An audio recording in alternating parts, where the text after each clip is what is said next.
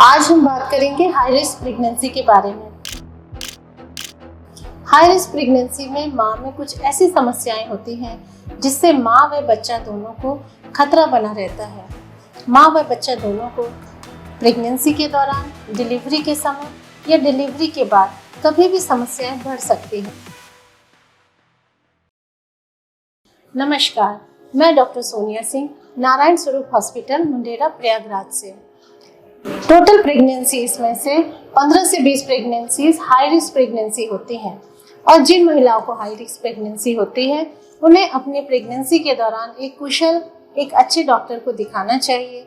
एक अच्छे हॉस्पिटल जहां पर सारी फैसिलिटीज़ हो, वहीं पे अपना एंटीनेटल चेकअप कराना चाहिए, ताकि जैसे ही कोई कॉम्प्लिकेशन हो तो एक मल्टी डिसिप्लिनरी टीम द्वारा उसको मैनेज किया जा सके और माँ व बच्चे दोनों का अच्छे से अच्छा रिजल्ट आ सके। अब हम बात करेंगे हाई रिस्क प्रेगनेंसी क्या होती है, इसमें क्या सावधानियां बरतनी चाहिए और कब कब हमें डॉक्टर को दिखाना चाहिए। अब हम बात करेंगे वो कौन से हाई रिस्क फैक्टर्स हैं जिनके होने पर प्रेगनेंसी हाई रिस्क हो सकती है। अगर आपका वजन बहुत ज़्यादा है, अगर आपका BMI मोर देन 28 है, तो आपको प्रेगनेंसी के दौरान समस्याएं बढ़ सकती हैं।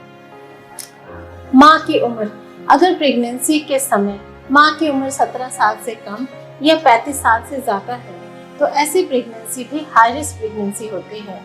अगर आपको पहले से डायबिटीज़, हाइपरटेंशन, थायराइड की प्रॉब्लम, हार्ट डिजीज़ या किडनी डिजीज़ है, तो प्रेगनेंसी कंसीव करने के पहले ही आपको इनका इलाज कराते रहना चाहिए। और जिस समय आपकी डायबिटीज़, हाइपरटेंशन या किडनी डिजीज़ ऑप्टिमली कंट्रोल यानी कंट्रोल में हो, तभी आपको प्रेगनेंसी कंसीव करनी चाहिए।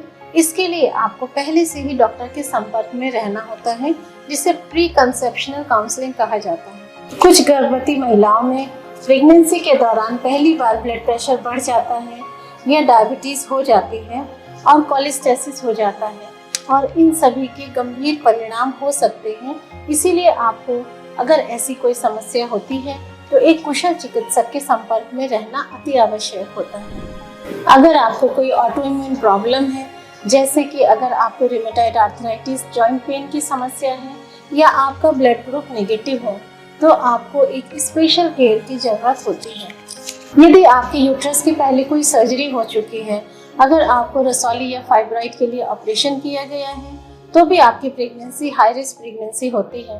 अगर इसके पहले आपके 2 या 2 से ज़्यादा बच्चे ऑपरेशन से हुए हैं, तो भी वह हाई रिस्क प्रेगनेंसी होती है और आपको एक स्पेशल केयर की ज़रूरत पड़ती है। अगर आपके पहले 2 या 2 से ज़्यादा बच्चे खराब हो चुके हैं और यदि आपके बच्चेदानी का मुहाना कमज़ोर है, यानी यदि आपको सर्वाइकल इनकॉम्पिटेंस है, ऐसे में बच्चेदानी का मुहाना प्रीमेच्योरली बगैर दर्द के खुल जाता है और प्रीमेच्योर डिलीवरी हो जाती है। ऐसे में डॉक्टर को दिखाकर अपना ट्रीटमेंट जरूर कराएं। यदि आपको इनफर्टिलिटी थी और इलाज के बाद आपको बच्चा ठहरा है, यदि आपको 2 या 2 से ज़्यादा बच्चे ठहरे हुए हैं, तो वह भी हाई रिस्क प्रेगनेंसी होती है, ट्विंस या ट्रिपलेट्स। यदि आपको प्रेगनेंसी के दौरान ब्लीडिंग हो रही है, अर्ली प्रेगनेंसी में यदि ब्लीडिंग होती है, तो ये एबॉर्शन या एक्टोपिक प्रेगनेंसी का संकेत हो सकता है। और अगर आपकी ये ब्लीडिंग प्रेगनेंसी में बाद के महीनों में होती है, तो ये प्लेसेंटा प्रीविया या एब्रप्शन प्लेसेंटी का संकेत होता है, जिससे आपके और बच्चे के लिए खतरे काफ़ी बढ़ जाते हैं। पोस्ट डेटेड प्रेगनेंसी, यानी अगर आपकी डिलीवरी डेट क्रॉस हो गई है, तो ऐसे में बच्चे के लिए बच्चेदानी के अंदर का एनवायरनमेंट अनुकूल नहीं रह जाता और बच्चे के लिए खतरे काफ़ी बढ़ जाते हैं। हाई रिस्क प्रेगनेंसी के क्या कॉम्प्लिकेशंस हो सकते हैं? माँ में क्या क्या कॉम्प्लिकेशन हो सकते हैं? अर्ली प्रेगनेंसी में ऐसे मरीजों में एबॉर्शन का रिस्क रहता है और एक्टोपिक प्रेगनेंसी होने पर ऑपरेशन करना पड़ता है। ब्लड प्रेशर बहुत अधिक बढ़ने से और अगर आप ट्रीटमेंट नहीं ले रहे हैं, तो आपको झटके आ सकते हैं, जिसे एक्लम्शिया कहते हैं, जिसमें माँ व बच्चा दोनों के लिए जान का बहुत खतरा होता है। शुगर के कंट्रोल ना होने पर समय से पहले डिलीवरी करानी पड़ सकती है। सिजेरियन सेक्शंस ऐसे मरीजों में ज़्यादा होते हैं। ICU एडमिशन का रिस्क बढ़ जाता है। पोस्टपार्टम हेमरेज यानी डिलीवरी के बाद खून ज़्यादा जारी हो सकता है। हाई रिस्क प्रेगनेंसी की माओ के बच्चों में क्या खतरे रहते हैं? ऐसे बच्चे साधारणतया समय से पहले डिलीवर हो जाते हैं, बच्चे कमज़ोर होते हैं, एनआईसीयू में एडमिशन उनका ज़्यादा होता है, उन्हें ऑक्सीजन की ज़रूरत ज़्यादा पड़ती है और कई बार वेंटिलेटरी सपोर्ट की ज़रूरत भी बच्चे को पड़ जाती है और जॉन्डिस भी ऐसे बच्चों में ज़्यादा होता है। Pre conceptional counselling and treatment. Pre conceptional counselling, अगर आपको diabetes, hypertension, thyroid disease, kidney disease या हार्ट डिजीज़ है तो आप पहले से ही एक कुशल डॉक्टर के संपर्क में रहें, अपना ट्रीटमेंट कराएं और जिस समय आपकी बीमारी एकदम ऑप्टिमली कंट्रोल्ड है उसी समय आप कंसीव करें। डॉक्टर्स आपको फोलिक एसिड और कुछ ब्लड थिनर्स देते हैं। Lifestyle modifications, stress level कम से कम रखें, अच्छे खान पान का ध्यान रखें, स्वयं को एक्टिव रखें, योगा करें, एक्सरसाइजेस करें, मेडिटेशन करें, किसी भी प्रकार के एडिक्शन को जैसे सिगरेट स्मोकिंग या अल्कोहल को तुरंत त्याग दें। कुशल डॉक्टर की देखरेख में रेगुलर एंटीनेटल चेकअप कराती रहें।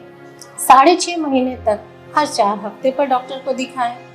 35 हफ्ते या 8.25 महीने तक हर 2 हफ्ते पर डॉक्टर को दिखाएं और लास्ट के मंथ में हर हफ्ते डॉक्टर को दिखाना बेहद ज़रूरी है। रेगुलरली डॉक्टर की सलाह के अनुसार कुछ blood test, colour Doppler, NST test, बच्ची का इकोकार्डियोग्राफी आदि टेस्ट समय समय पर कराती रहें और डॉक्टर द्वारा प्रेस्क्राइब्ड मेडिसिन को समय से लेती रहें। हाई रिस्क प्रेगनेंसी के पेशेंट्स को एक अच्छे हॉस्पिटल में कुशल डॉक्टरों की टीम द्वारा ही डिलीवरी करानी चाहिए, जहां एक अच्छा इमरजेंसी डिपार्टमेंट, एक अच्छा लेबर रूम, फिजिशियन, जहां एक अच्छा पीडियाट्रिशियन हो, एनआईसीयू और आईसीयू की फैसिलिटीज़ अच्छी हो और कंटिन्यूस सीटीजी मॉनिटरिंग की भी व्यवस्था हो। ऐसी कुशल टीम द्वारा ही हाई रिस्क प्रेगनेंसी के पेशेंट को डिलीवरी करानी चाहिए। आजकल हाई रिस्क प्रेगनेंसी के केसेस बढ़ रहे हैं। इनफैक्ट लो रिस्क प्रेगनेंसी भी प्रेगनेंसी के दौरान किसी भी समय हाई रिस्क प्रेगनेंसी में कन्वर्ट हो सकती है।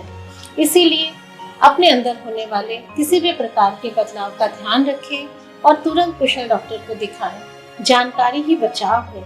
नमस्कार, मैं डॉक्टर सोनिया सिंह, नारायण स्वरूप हॉस्पिटल, मुंडेरा, प्रयागराज से।